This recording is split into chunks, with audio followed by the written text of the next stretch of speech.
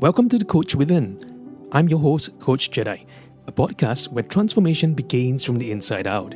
Here, we explore coaching conversations that unlock clarity, spark insight, and bring you closer to your purpose. Whether you're a coach, a leader, or someone on the journey of personal growth, you're in the right place. Each episode brings real stories, practical tools, and thought-provoking reflections to help you thrive in life, leadership, relationships, and dreams. Let's journey inward, ignite the coach within, and brave your story.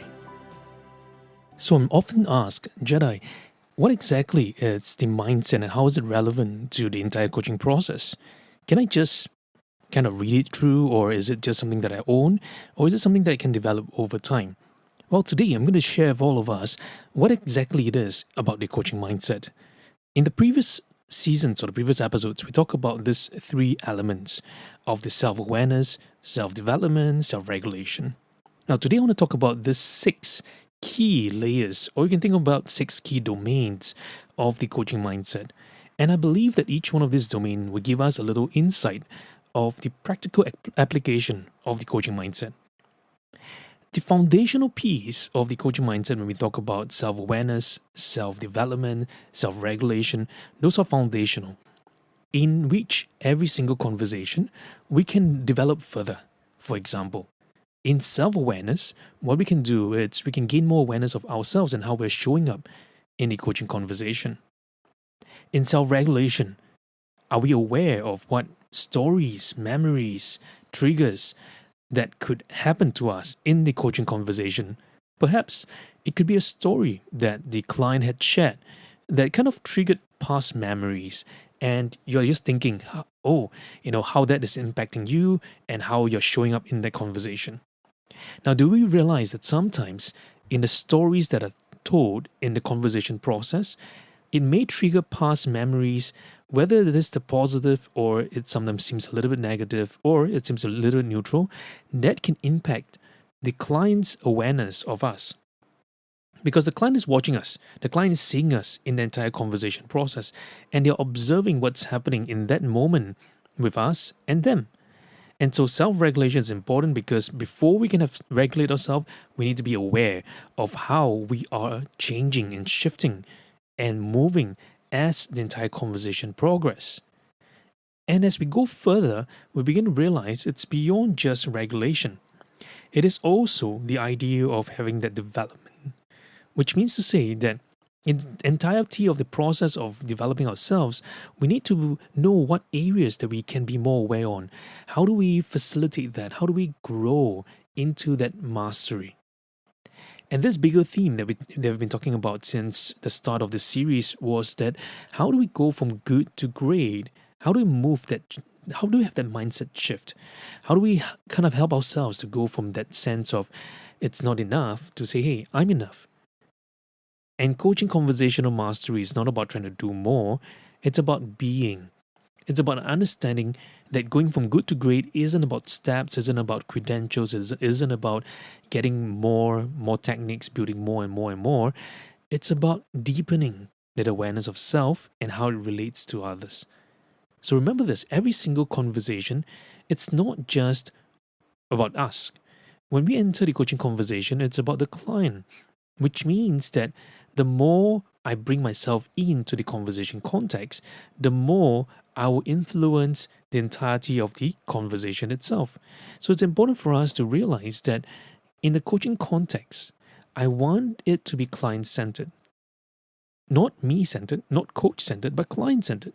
Now, why is that important? Because it is the foundational piece for us to dive deeper into the client's world. You see, too often many coaches, when they engage with a coach or when they engage with the client, they tend to be so fixated on trying to solve the problem. Though sincere, though responsive, though helpful, though trying to be empowering, but by doing so, it actually does the opposite. The more we try to help, the less help actually the client is receiving. Think about this. When a little child is growing up, they're learning how to crawl. And if the parent were to lay the ground mat with soft cushions, soft mats like soft tatamis all over the floor, preventing the little child from falling in case it crawls, what would happen? The child would lose the sense of balance. In fact, the child would take longer time to understand the balance because it's always touching soft ground. It has never felt real hard ground. And it has never felt how it should compensate itself as it's navigating through gravity. Now think about this. When the child is learning how to walk, most parents will say, okay, let's put a lot of things on the floor, let's support the little child, let's have this equipment, let's put the child into that toddler chair, let's get it facilitated with this different devices. The more devices we add, do we realize that it takes a longer time for the child to learn to walk? When in fact, the walking process, it's a falling process. The more we fall, the more we learn to walk. In the very same light, the more we try to help our clients, we're doing them a disservice. It's not because we lack empathy. Just like when we see the child falling down, it's not that we lack empathy. The best empathy to show the child is to encourage them. Give it another shot. Try it. And it's not becoming sadistic looking at person fall. It's not that. Far too often, many coaches think that letting the client make a mistake or letting the client go through some of the key challenges, it's something very bad. It's not. Every single pain, every single struggle, every single stretch, it's growth for the client. And it's important for us to realize that stretch, that growth, sometimes we can call that the creative tension. That stress is actually helping to grow greater strength for the client. And that's so critical in the coaching process. It's not about trying to do more, it's about helping the client to support them through the entirety of the process. And that's why in our programs, especially our foundational programs at the ACC or PCC or MCC level, every single time I'll mention this, that mastery in coaching, it's not about gaining more techniques, more skills, more advanced secret manuscripts and stuff. Mastery in coaching is first a revisitation of who we are, how we show up. Are we aware of our own values, our beliefs, what shapes our world, and how can we be more client-centered? And so here I'm going to share with all of us 6 key domains. It's not steps. Remember, these are domains or these are layers that we can think about in supporting the development of the coaching mindset and the coaching conversation process. They are also practical elements of what it means to really embody the coaching mindset. What happens? Like, how does it show up practically? So this is the practical element, a practical aspect of the 6 key domains of the coaching mindset. And let's go to each one of them as I explain further, and it helps you to take some notes down as you are listening to what I'm sharing. The very first domain, I call it building trust and intimacy by helping build strong relationships with the client. So what is building trust and intimacy and strong relationships with clients? Well, oftentimes when we hear this word, building trust, we hear that, why is trust so important? Why is that strong relationship with the client so important? Because if we want to go deeper with the client into their world, the client has to feel that the coach is there for them, not against them. The client needs to feel that the coach is there really wanting to support them, not trying to weigh them down. And the client wants to feel that I can trust you with my deepest secrets, my vulnerabilities, and sometimes my little fears. And sometimes I want to share a little bit of my success, my achievements, my progress. And I want my coach to be there for me. And so building the trust, it's such a critical piece. And I often say this, to that degree you have built your trust, it's that degree you can go deeper with the client. If we want to go deeper with the client, it's not about trying to do more, but it's about going deeper. It's not about trying to squeeze out more things, but it's about going deeper with the clients. So you see, building trust, it's a key element in supporting clients' growth. And what do we mean by building trust? Well, for one, building trust means it's about letting the conversation shine, letting the client shine, letting the client know who you are in that conversation process. Remember this, because we don't meet the client on a daily basis, we're not there in their lives 24/7. The only chance we can build the trust, it's what happens in that conversation And sometimes the follow-ups through our text messages, through our email messages with them, and that's how we build trust. And the way we build trust is helping them see that I'm there for them. Helping them realize that I'm not there to judge them, not there to critique them, not there to show, to illustrate any form of non-verbal cues that might make them feel lesser. So when I build trust, I want to also align the way I communicate with them, and I want to let them know that I'm here for them. And when we say this trust and intimacy, this intimacy, it's a very, very powerful word. And when we say intimacy, means I'm able to enter the client's deeper recess of the entirety of the world. Because sometimes when you ask the client, hey, can you share me a little bit more about who you are? It's not an easy answer.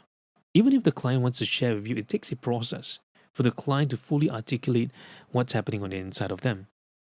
And so that intimacy is what I call conversation intimacy, which means that both of us are willing to take risks in that conversation.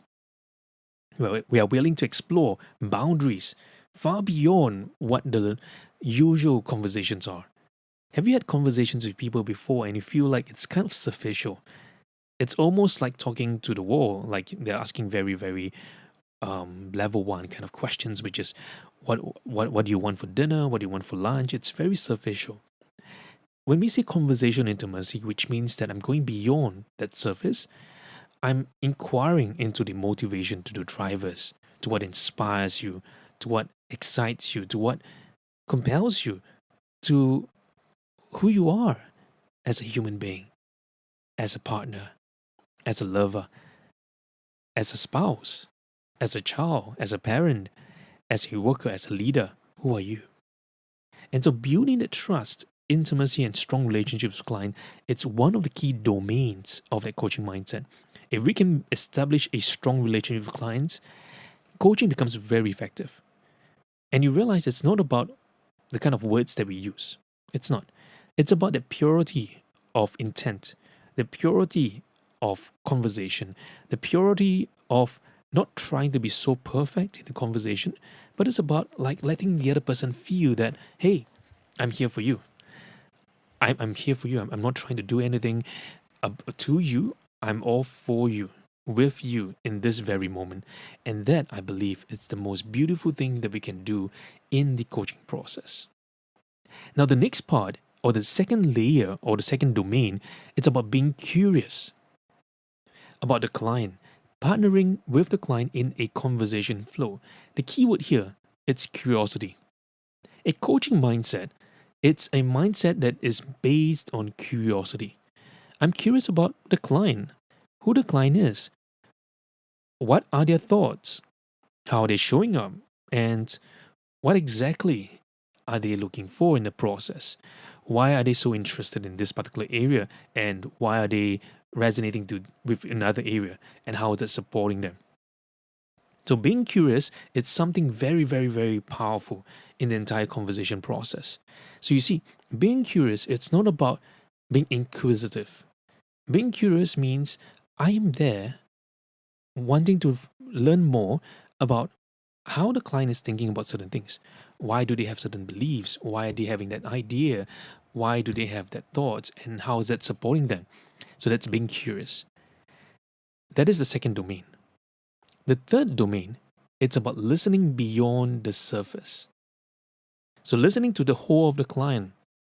Now, too often, whenever the client comes to us, we tend to think about conversations in a more linear fashion. That means we hear it at that level and we say, oh, okay, that's what the client is saying, and that's it. Right? We're just listening at a very, very linear level. So when we say listening beyond the surface, we're saying, hey, can we listen to the second, third, fourth layer that's deeper, that the client has not yet expressed? And so that's listening beyond the surface.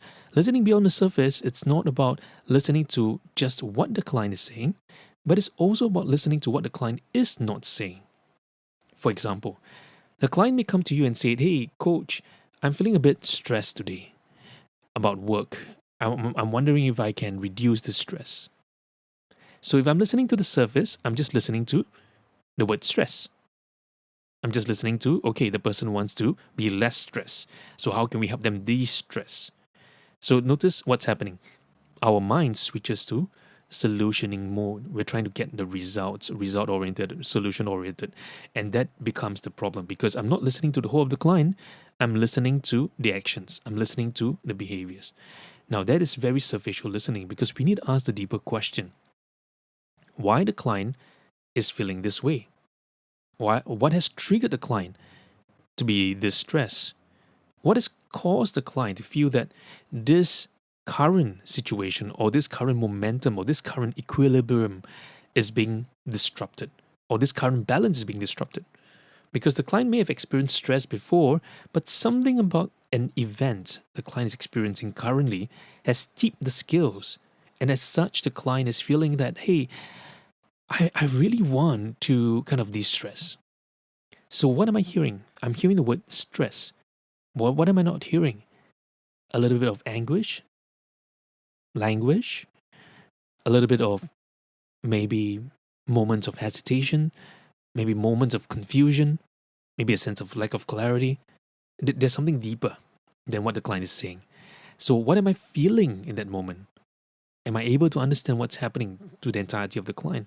So that's what we mean by listening beyond the surface. Asking questions, inviting the client to explore more.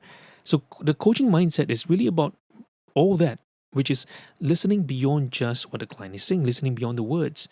And when we say listen to the whole of the client, which means who the client is, what the client is doing, what are their beliefs, what are their values, how are they showing up, what is their worldview like, what is their learning styles like, how does this align for them? What about this is congruent? What about this is not congruent? What about this is aligned to who they are?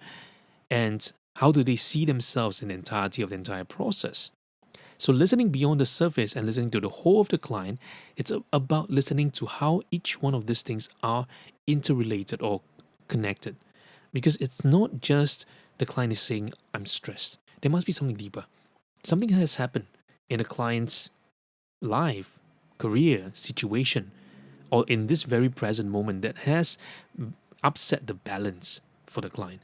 And so we want to listen carefully, asking more questions, diving deeper, and figure out, hey, how can I help you today? So the coaching mindset is telling us, hey, don't get fixated with just trying to solve the problem. In the Asian context, growing up in the educational world that we have, or the pedagogy that we've been taught in schools, we're so quick to want to find the fastest, most effective, quickest solution. So our minds run at a rapid pace, and as such, we build many different frameworks in our minds. How to solve this framework, how to solve that framework. So we use a lot of mental models to help us. But you see, the upside of mental models, it does reduce the cognitive load, but on the other side, what it does, it provides a fixed mindset for us. Because every mental model is a fixed mindset. It's a fixed way of thinking about things. For example, problem solving, you use this. You can use the scamper method, you can use the storming method, you can use whichever method that you have, and then you're fixated to that different process. Although today, many of the models try to introduce the concept of be more open, have the more open mindset. But generally speaking, every mental model is a fixed mindset because that's a fixed way of thinking. So if we enter the mental model of the client in that particular manner, we are not really listening. We're listening at a very surface layer. We're not even listening to the deeper core. So I always say, listen to what the client is saying and what the client is not saying.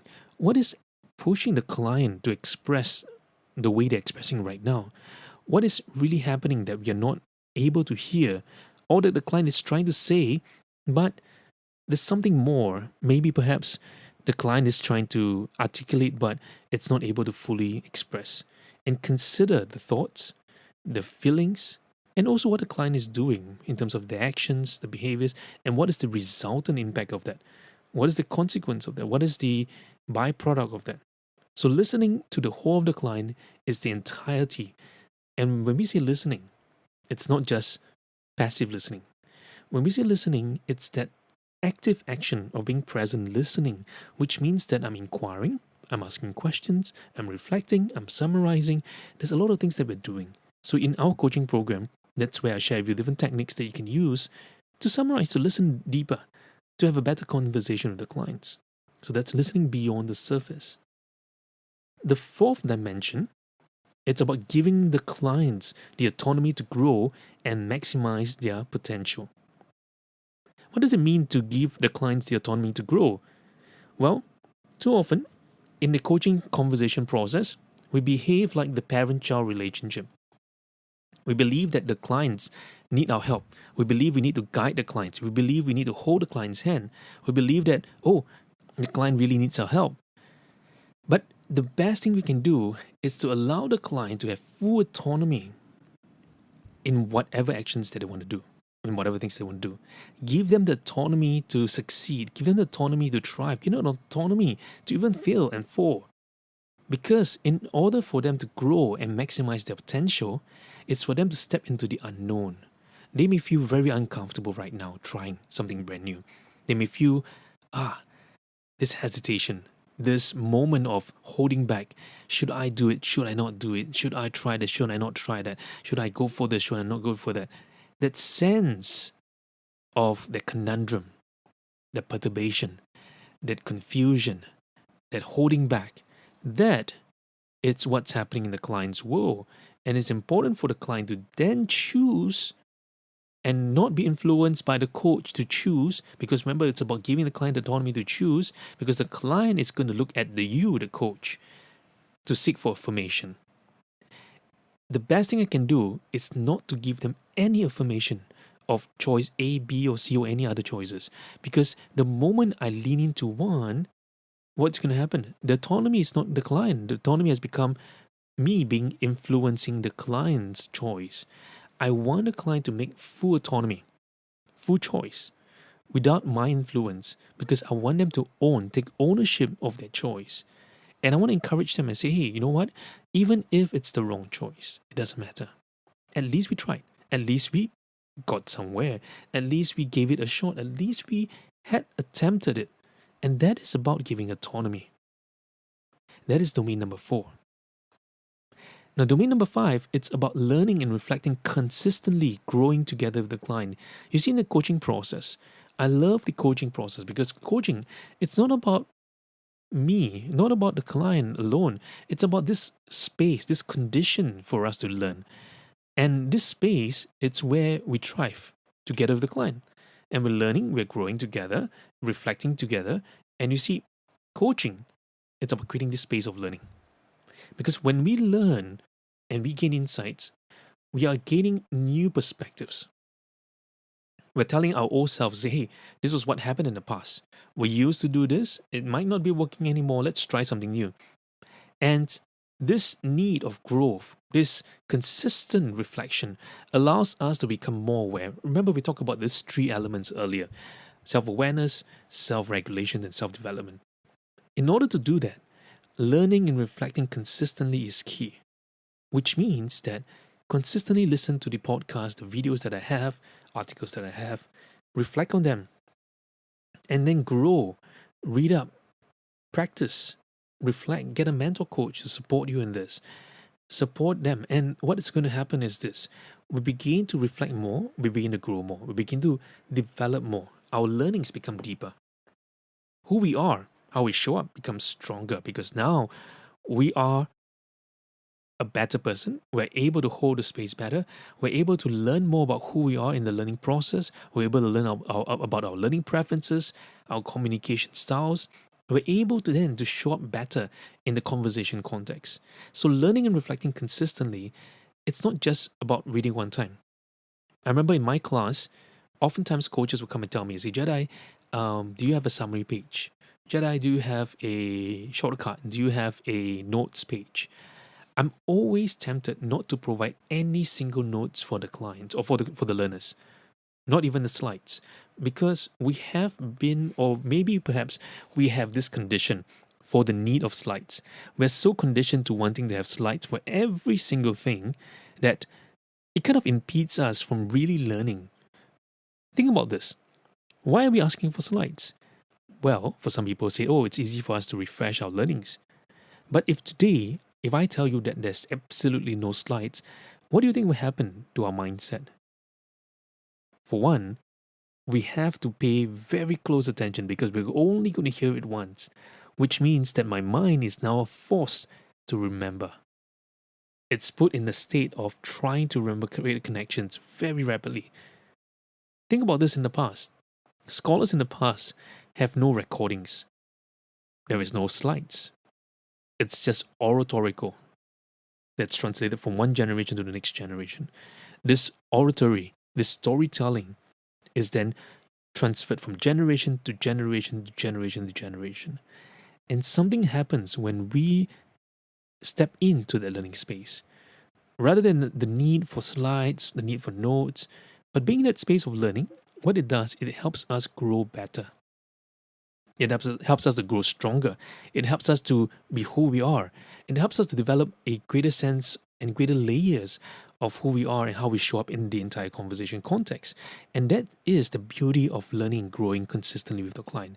And you're not growing alone, you're growing with the client because the client comes in at this level of learning. As we develop further, the client is getting deeper layers of learnings and awareness. And that's what we want to do with our clients. Grow with them, learn with them, and develop further with them. That is domain number 5. Domain number 6, being whole, resourceful, creative, and flexible. Now, again, this plays an entirety of this sense of innovation, this sense of ideation for the coach and the client. Being whole means this: we still have to work on ourselves as a coach because too often coaches think that they are fixers. Coaches think that they are there, and I've seen many coaches who believe that they are at a better position than the client. Now, is it true that we have to be in a better position than the client in order to coach them? The answer is no. But we have to be more aware of ourselves. Being whole means this: embracing the good, the bad, the ugly, embracing the perfect and imperfect, embracing who we are in the entirety of us. We are still as a growing stage. We're still growing as individuals. We're still learning and developing as individuals.